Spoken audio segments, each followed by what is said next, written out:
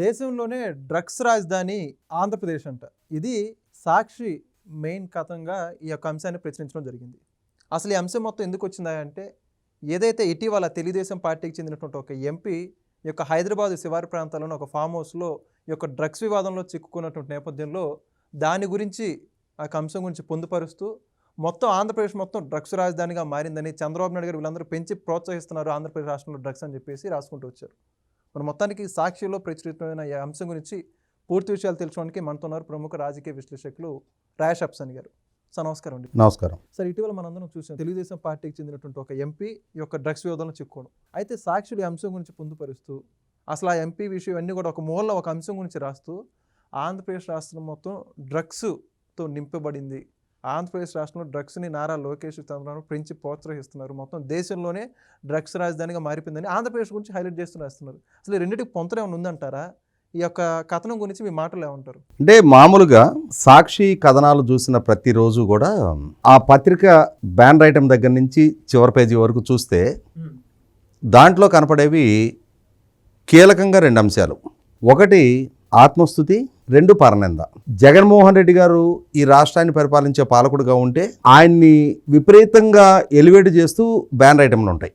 లేదంటే ఆయన ఏదైనా ఒక ప్రెస్ మీట్ పెడితే, ఆయన ఏదైనా ఒక రాజకీయ పర్యటన చేస్తే, ఆయన ఏదైనా ఒక బహిరంగ సభ జరిగితే, ఆయన ఏదైనా ఇంకేదైనా ప్రైవేట్ కార్యక్రమంలో పాల్గొంటే వాటిని హైలైట్ చేస్తూ ఆయన రాజకీయ ఎజెండాలో భాగంగా వాళ్ళ బ్యానర్ ఐటమ్స్ అన్నీ ఉంటాయి. లేదు అనంటే ఒకవేళ ఆయన ముఖ్యమంత్రి కాదు అనంటే ఆయన రాజకీయ ప్రత్యర్థులు పాలకులుగా ఉంటే వీళ్ళ వ్యక్తిత్వానికి పాల్పడతా జగన్మోహన్ రెడ్డి గారి రాజకీయ ఎజెండాలో భాగంగా అది వండివార్చిన కథనమైనా సరే ప్రతిరోజు ప్రభుత్వానికి ఏదో ఒక మరక ఆపాదిస్తూ బ్యానర్ ఐటమ్లు రాస్తారు. ఇవన్నీ చూసిన తర్వాత సహజంగానే వైసీపీతో రాజకీయంగా విభేదించేవాళ్ళు, వైసీపీ ప్రత్యర్థి పక్షాలకు సంబంధించిన అధికార ప్రతినిధులు, ఇప్పుడు మేము రెగ్యులర్గా మీడియా చర్చలో కూడా పాల్గొంటుంటాం కాబట్టి మీడియా సంస్థల్లో కూడా ఉన్న ఒక స్పష్టమైన అభిప్రాయం ఏంటి అంటే, సాక్షి పత్రికలో రెండు వార్తలు మాత్రం నిజం ఉంటాయి.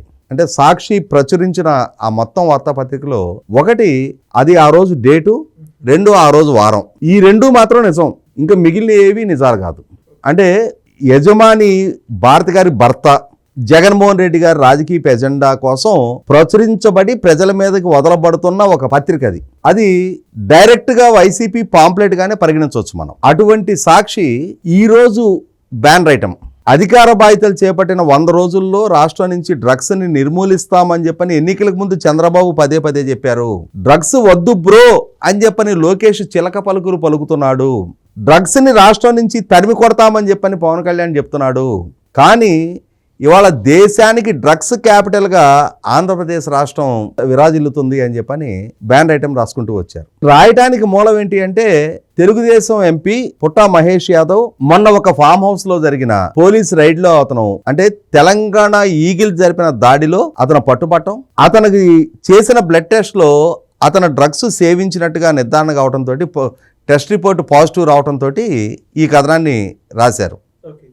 అయితే ఇక్కడ చాలా కన్వీనియంట్గా ఈ సంఘటన జరిగింది హైదరాబాద్లో, హైదరాబాద్ శివార్లో ఉన్న మొయినాబాద్ ఫామ్ హౌస్లో. ఇక్కడ రైడ్ చేసింది తెలంగాణ ఈగిల్, ఇక్కడ పట్టుబడింది తెలంగాణ గడ్డ మీద అన్న అంశాన్ని చాలా కన్వీనియంట్గా కప్పిపెట్టి ఆ కేసులో 11 మంది మీద రైడ్ చేస్తే 6గురికి పాజిటివ్ వస్తే మిగిలిన 5గురు గురించి ప్రస్తావన చేయకుండా అందులో తెలుగుదేశం ఎంపీ ఉన్నాడు కాబట్టి ఏం చెప్తున్నాడు ఈ కథనంలో, అన్ని చిలక పలుకులు పలికిన తెలుగుదేశం నాయకులు, ఎన్డీఏ కూటమి నాయకులు నేడు తెలుగుదేశం ఎంపీ డ్రగ్స్ కేసులో పట్టుబడితే మౌన ప్రేక్షక పాత్ర వహిస్తున్నారు అని చెప్పని. అంటే ఇక్కడ ఎంత పరనింద అంటే దీంట్లో ఈ అంశం వెలుగులోకి వచ్చి రాగానే తెలుగుదేశం పార్టీ అధినేత చంద్రబాబు నాయుడు గారు స్పందించారు. తన పార్టీ ఎంపీ మీద ఈ ఆరోపణలు వచ్చిన నేపథ్యంలో ఇమ్మీడియట్గా 5 రోజుల్లో దీని గురించి రాతపూర్వక వివరణ ఇవ్వండి అని చెప్పని ఆదేశించారు. అదే క్రమంలో పార్టీ కార్యక్రమాలకు మీరు దూరంగా ఉండండి అని చెప్పని ఆదేశాలు ఇచ్చారు. అంటే పార్టీ అధ్యక్షుడిగా తన పార్టీకి సంబంధించిన ఒక ప్రజాప్రతినిధి మీద ఇటువంటి ఆరోపణలు వచ్చి రాగానే స్పందించి క్రమశిక్షణా చర్యలకు ఆదేశాలు ఇచ్చిన పార్టీ అధినేత చంద్రబాబు నాయుడు గారు. మరి మొన్నటి నుంచి ఈ సంఘటన వెలుగులోకి వచ్చిన తర్వాత చాలా మంది తెలుగుదేశం నాయకులు, సాక్షాత్తు తెలుగుదేశం ఆంధ్రప్రదేశ్ రాష్ట్ర శాఖ అధ్యక్షుడు పల్లా శ్రీనివాస్ గారితో సహా మీడియా ముఖంగా ఈ అంశం గురించి మాట్లాడారు. వీళ్ళల్లో ఏ ఒక్కరైనా సరే మా పుట్టా మహేష్ యాదవ్ అమాయకుడు, ఆణిముత్యం, మా పుట్టా మహేష్ యాదవ్ ఇటువంటి విషయాల్లో ఇన్వాల్వ్ కాలేదు, ఇవాళ ఏదో కుట్రతోటో కుతంత్రాలతోటో పుట్టా మహేష్ యాదవ్ని ట్రాప్ చేసి ఇరికిచ్చారు అని చెప్పని ఎవరైనా సరే మాట్లాడారా? లేదు కదా. పుట్టా మహేష్ యాదవ్ని వివరణ అడిగారు. అతను ఒక వీడియో రికార్డు చేసి నేను అమాయకుడిని అని చెప్పని అతను చెప్పుకున్నాడు. ఇవాళ సగటు తెలుగుదేశం శ్రేణులు కూడా సోషల్ మీడియా వేదికగా కూడా అరే తెలుగుదేశం పార్లమెంటు సభ్యుడు అయ్యి ఉండి నువ్వు ఒక బీఆర్ఎస్ ప్రతినిధితో నువ్వెందుకు కూర్చున్నావు? ఒక బీఆర్ఎస్ మాజీ ఎమ్మెల్యేతో అతని ఫామ్ హౌస్ లో నువ్వు పార్టీకి వెళ్ళాల్సిన నెక్స్ట్ ఏంటి? నువ్వెందుకు డ్రగ్స్ సేవించావు అని చెప్పని సూటిగా స్పష్టంగా తమ పార్టీ ఎంపీని ప్రశ్నిస్తా ఉన్నారు. పార్టీ అధ్యక్షుడే స్వయంగా నువ్వు పార్టీ కార్యక్రమాలకు దూరంగా ఉండు అని చెప్పని ఆదేశాలు ఇచ్చారు. ఇది తెలుగుదేశం పార్టీ స్పందించిన తీరు అని చెప్పని ఒక పక్క తెలంగాణలో అక్కడ బీఆర్ఎస్ పార్టీ తన మాజీ శాసనసభ్యుడి మీద స్పందించలేదు అని చెప్పని దీన్ని కేసు రిఫరెన్స్గా చూపించి అక్కడ Congress party, BJP party, BRS పార్టీని నిలదీస్తూ ఉన్నాయి. అరే తన ఎంపీ గురించి ప్రస్తావన రాగానే చంద్రబాబు నాయుడు గారు అంత వేగంగా స్పందించారు కదా, మీ మాజీ ఎమ్మెల్యే ఫామ్ హౌస్లో కదా ఈ సంఘటన జరిగింది, మరి మీరెందుకు స్పందించడం లేదు అని చెప్పని ఈరోజు ఉదయం, అంటే మొన్న సంఘటన జరిగితే ఈరోజు ఉదయం బీఆర్ఎస్ నాయకత్వం స్పందించింది.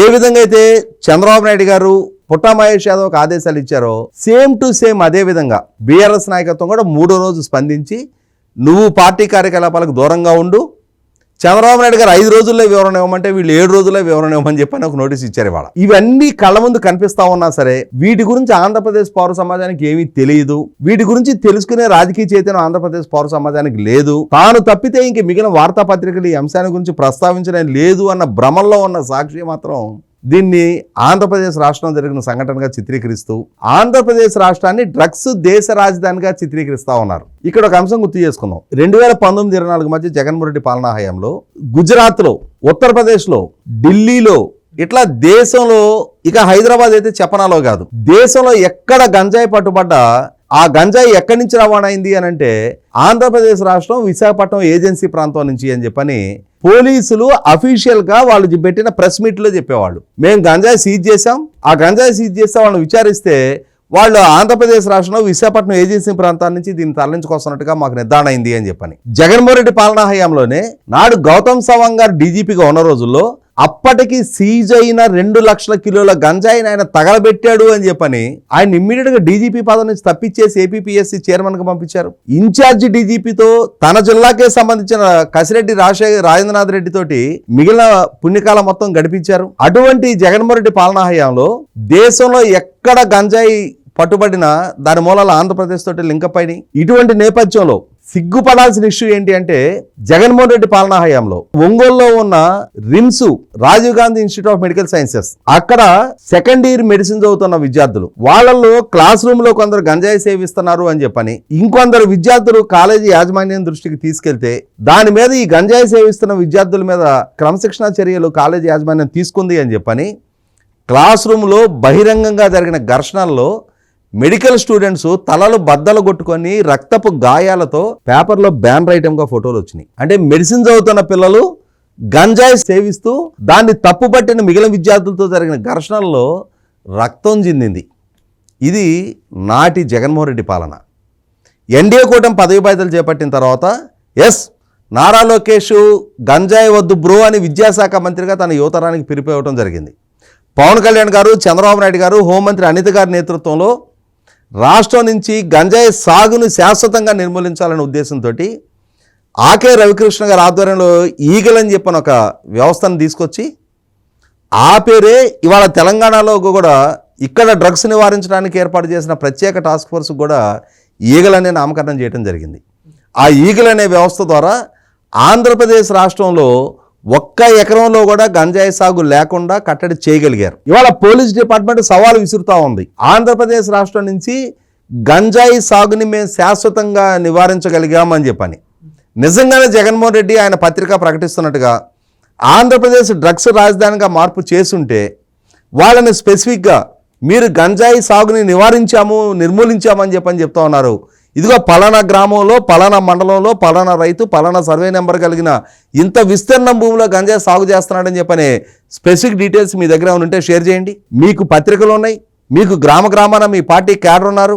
మీకు తోచిన దగ్గర మీకు నచ్చిన ప్రాంతంలో మీకు దక్కిన సమాచారం మేరకు ఎక్కడైనా సరే గంజాయి సాగు జరుగుతున్న సాక్ష్యాధారాలు ఉంటే స్పెసిఫిక్ డీటెయిల్స్ మీరు రివీల్ చేయండి. వేగ్గా రాష్ట్ర బ్రాండింగ్ని దెబ్బతీయటం కోసం చిత్తశుద్ధితో అంకితభావంతో పనిచేస్తున్న పోలీస్ డిపార్ట్మెంట్ నైతికతని తక్కువ చేసే దిశగా మీ రాజకీయ ప్రయోజనాల కోసం ప్రభుత్వం మీద బురద జల్లటమే లక్ష్యంగా, ప్రభుత్వ ప్రతిష్టని మంటకలపడమే లక్ష్యంగా మీరు లేని ఆరోపణలు చేస్తూ ఉన్నారు. ఇవాళ ఒకనాటితో కంపేర్ చేస్తే ఇవాళ రాష్ట్రంలో గంజాయి సాగు తగ్గిపోయిందా లేదా, శాశ్వతంగా నిర్మూలించబడిందా లేదా అనేది ప్రజలకు తెలుసు. అలాగే గంజాయి వినియోగాన్ని కూడా తగ్గించడం కోసం డీ అడిక్షన్ సెంటర్స్ని ఏర్పాటు చేసి ప్రభుత్వం గంజాయి నుంచి ప్రజలను విముక్తి చేసే లక్ష్యంతో చిత్తశుద్ధితో పనిచేస్తూ ఉంది. కఠినమైన చట్టాలు తీసుకొచ్చారు, కఠినంగా అమలు చేస్తూ ఉన్నారు. ఎవరైతే గంజాయి సాగు చేసినా, గంజాయి ట్రాన్స్పోర్ట్ చేసినా, గంజాయి వ్యాపారం చేసినా వాళ్ళ మీద ఇమ్మీడియట్గా పీడీ యాక్టులు నమోదు చేస్తామని చెప్తున్నారు. వాళ్ళ ఆస్తులు జప్తు చేసే చట్టాలు తీసుకొచ్చారు. ఆ కఠినమైన చట్టాలను తీసుకొచ్చి ఒక ప్రత్యేక డెడికేటెడ్ వ్యవస్థను ఏర్పాటు చేసి దాని ద్వారా గంజాయిని నిర్మూలించుతున్నారు. కాబట్టే వాళ్ళ గంజాయి వినియోగం చాలా తగ్గుముఖం పట్టింది. ఇప్పటికీ ఇంకా ఒరిస్సా ఏజెన్సీ ప్రాంతాల నుంచి అక్కడి నుంచి సరఫరా అవుతున్న గంజాయి కొన్ని ప్రాంతాల్లో ఇప్పటికీ లభ్యం అయితే అవుతూ ఉండొచ్చు. అటువంటి వాటిని ఉక్కుపాతంతో అణిచివేసే ప్రయత్నం చేస్తూ ఉన్నారు. అటువంటి ఆనవాళ్ళు చిక్కిన వెంటనే రైడ్లు చేస్తూ ఉన్నారు. అలాగే రవాణా అవుతున్న వందలాది కిలోల, వివిధ రాష్ట్రాల నుంచి రవాణా అవుతున్న వందలాది కిలోల గంజాయిని, అలాగే వివిధ దేశాల నుంచి విడుదల ఇక్కడికి దిగుమతి అవుతూ ఉన్న లిక్విడ్ గంజాయిని కూడా ప్రభుత్వం సీజ్ చేస్తూ ఉంది.